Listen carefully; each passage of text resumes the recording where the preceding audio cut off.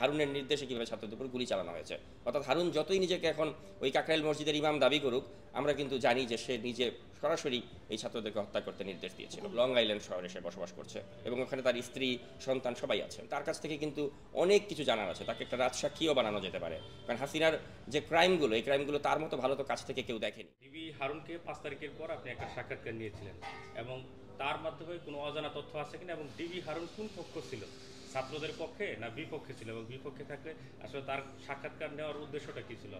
উদ্দেশ্য একটাই ছিল যে আমার আসলে খুব জানার ইচ্ছা ছিল যে হারুন এই মুহূর্তে কোথায় অবস্থান করছে। কারণ 5 তারিখের পর থেকে কিন্তু কেউ জানতো না যে সে কোথায় আছে, কি করছে, এবং এই যে ছাত্রদেরকে যে সে গণহত্যা করলো এটার পরে তার কোনো অনুশোচনা আছে কিনা, এই বিষয়গুলি কিন্তু আমি তাকে প্রশ্ন করেছি। আপনারা খেয়াল করে দেখবেন যে তার মধ্যে কোনো অনুশোচনা আছে কিনা, বা সে এখন হাসিনাকে সমর্থন করে কিনা, ওটাই কিন্তু আমি তাকে জিজ্ঞেস করেছি। এবং একটা পর্যায়ে কিন্তু দেখবেন সে বলে দেয় যে আপনি আমাকে এমন প্রশ্ন করছেন, আপনি কি চান আমার একুল ওকুল দুইকুল যাক, এটাও কিন্তু সে বলেছে সাক্ষাৎকারে। তো এরকম প্রশ্ন করার পরেও কিন্তু আমাকে বলা হচ্ছে যে আমি হারুনের দালাল এবং হারুনকে আমি একটা ক্লিন চিট দেওয়ার জন্য এই ধরনের সাক্ষাৎকার নিয়েছি। তো বাস্তবতাটা হচ্ছে, আপনারা যদি কেউ এ ধরনের একজন ক্রিমিনালের ফোন নাম্বার পান বা তাকে অ্যাক্সেস করতে পারেন, আপনারা কিন্তু তার সাক্ষাৎকার নেবেন, এটাই স্বাভাবিক।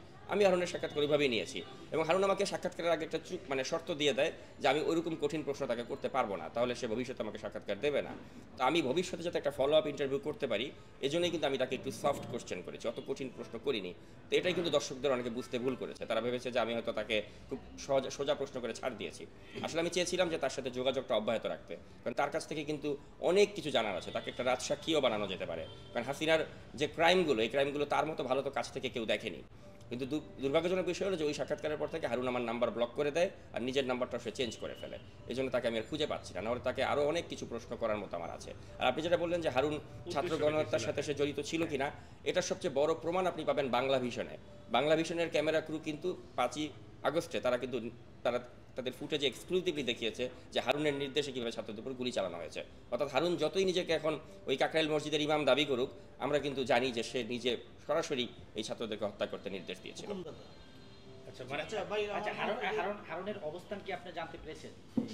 হারুনের অবস্থান, হারুন কিন্তু আমাকে ওই সাক্ষাৎকারে এসে বলেনি। আপনারা নিশ্চয়ই সাক্ষাৎকারে দেখেছেন যে সে তার অবস্থান বলতে রাজি হয়নি।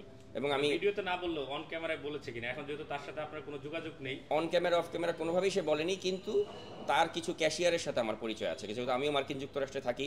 তো সেজন্য তাকে যারা আর্থিকভাবে তার টাকা পয়সা যারা বাংলাদেশ থেকে পাচার করে, ওরকম কয়েকজন লোককে আমি চিনি। তাদের মাধ্যমে জানতে পেরেছি যে সে বর্তমানে মার্কিন যুক্তরাষ্ট্রের লং আইল্যান্ড এলাকাতে আছে এবং থাকবেই না কেন, কারণ আপনারা নিশ্চয়ই দেখেছেন যে আমার ওই সাক্ষাৎকারের পরে আমি হারুনকে নিয়ে আরেকটা প্রতিবেদন করেছিলাম, যেখানে হারুনের যে মার্কিন যুক্তরাষ্ট্রের গ্রিন কার্ড আছে ওটা কিন্তু আমি প্রমাণ করে দিয়েছি। এই জন্য তার মতো লোকতে আমেরিকাতে একটা সেফ এক্সিট নেবে, এটাই স্বাভাবিক।